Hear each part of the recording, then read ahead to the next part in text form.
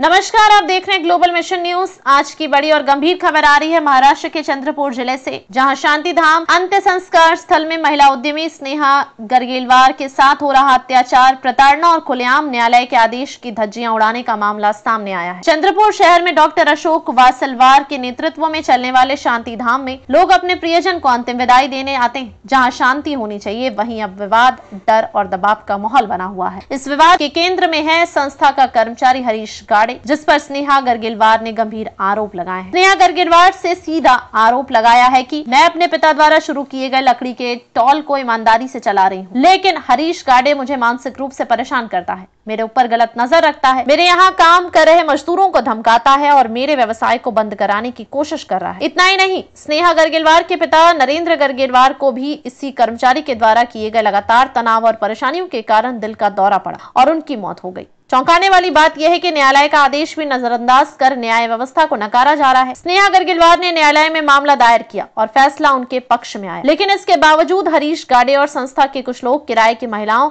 और मजदूरों के जरिए लकड़ी के ट्रक को जबरदस्ती रोक रहे हैं, यानी न्यायालय के आदेश की खुली अवमानना हो रही है। अब सवाल यह है कि अगर किसी धार्मिक और पवित्र स्थल को चलाने वाले ही महिलाओं के सम्मान और न्याय के खिलाफ खड़े हो जाएं, तो समाज का भरोसा कहां जाएगा? क्या महिला होकर व्यवसाय करना अब भी अपराध है? और कब तक आरोपी को संस्थान का संरक्षण मिलता रहेगा?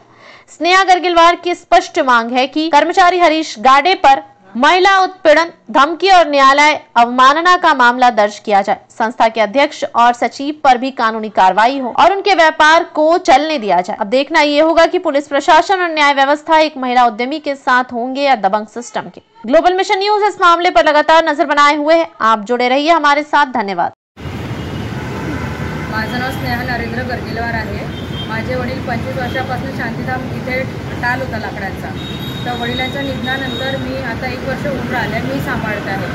तर हे लोक म्हणजे जेव्हापासून वडील गेले तेव्हापासून मानसिक त्रास देणं चालू केलेलं आहे। जसं की लाकडाची गाडी आली किंवा काही आलं, आपल्याकडे कोणी यावं म्हणजे कोणी आलं तर म्हणजे त्यांना दिसलं पाहिजे म्हणून त्यांनी टालाच्या समोर कॅमेरे लावले आहे। आणि आता 2 महिन्या अगोदर काहीतरी होमगार्ड लेडीज पाठवल्या की म्हणजे माझ्या देखरेखीसाठी पाठवल्या असं मला माहिती झालं। आता ते नामक जो जिसके ऊपर जो है विनय भंग का गुना दाखल है, महिलाओं की छेड़छाड़ करने का जो आरोप है उनके ऊपर और गुना दाखल है, वो और स्नेहा गर्गेलवार के ऊपर जो है बुरी नज़र रखे जो है उनको मानसिक यानी तकलीफ दे रहे हैं और बार बार जो है उनके ऊपर जो है अटैक करने का प्रयास कर रहे हैं। और इसलिए उन्होंने वहाँ पर 6 महिलाएं वहाँ पर रखी है।